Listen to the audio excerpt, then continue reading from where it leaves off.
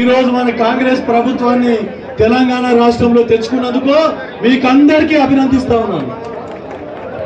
అదే జోష్ లో మనం ఇప్పుడు పార్లమెంట్ ఎలక్షన్ లో కూడా ఏదైతే 6 గ్యారంటీ స్కీమ్లు మన సోనియా గాంధీ గారు ఇచ్చినటువంటి 6 గ్యారంటీ స్కీమ్లను మన గౌరవ ముఖ్యమంత్రి రేవంత్ రెడ్డి గారు 100 రోజుల లోపల 5 గ్యారంటీలు అమలు చేసి ఈరోజు మరొకసారి కాంగ్రెస్ పార్టీ చెప్పింది చేస్తుందని చెప్పేసి నమ్మకం కుదిర్చినందుకు మరొకసారి మీ అందరూ తండోపతండులుగా కాంగ్రెస్ పార్టీలో వస్తున్న మీకు అందరికీ కూడా కృతజ్ఞతలు చెప్పుకుంటా ఉన్నాను.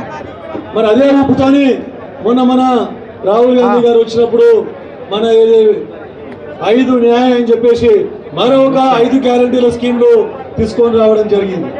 ముఖ్యంగా నరేంద్ర మోడీ ప్రభుత్వం గత 10 సంవత్సరాల నుంచి చెప్పింది ఒకటి, తర్వాత కేసీఆర్ లాగానే ఒక్కటి కూడా హామీలు అమలు చేయలేదు. అది కాకుండా నిరుద్యోగ సమస్య ఇంకా పెరిగిపోయింది, ద్రవ్యోల్బణం పెరిగిపోయింది, అన్ని పెట్రోల్ డీజిల్ పెరిగిపోయినాయి, ధరలు పెరిగిపోయినాయి. కాబట్టి మీరందరూ చూస్తూ ఉన్నారు, కేవలం కులాల మీద మతాల మీద రాజకీయం చేస్తూ ఉన్నారు. అదొకటి సరే, ఆయన బుద్ధి చెప్పవలసిన అవసరం ఉన్నది, ఖచ్చితంగా బుద్ధి చెప్తామని చెప్పేసి. మరి మొన్నటికి మొన్న ప్రభుత్వం కోల్పోయిన కేసీఆర్ గారు ఇంకా కూడా తగ్గలేదు.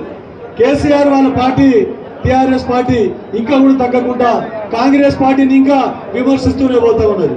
చెప్పిన ఏ హామీలు కూడా అమలు చేయలేదు. ముఖ్యంగా మన మెదక్ జిల్లా గురించి బాగా చెప్తా ఉన్నారు.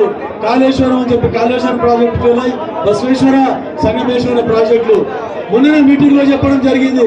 బసవేశ్వర సంగమేశ్వర ప్రాజెక్టులు తీసుకుపోయి కోల్డ్ స్టోరేజ్ లో పెట్టామంట. మళ్ళీ ఈ రోజు పేపర్లో కాళేశ్వరం రిపేర్ చేస్తామని చెప్పారు.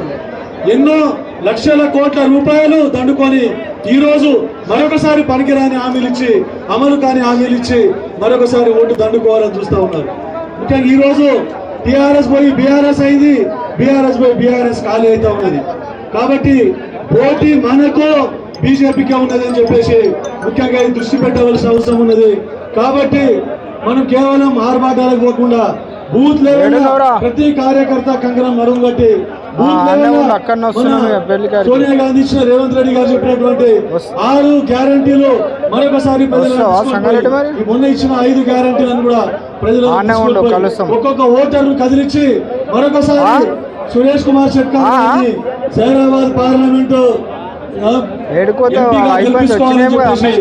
అందరినీ కోరుకుంటూ ముగిస్తున్నాను.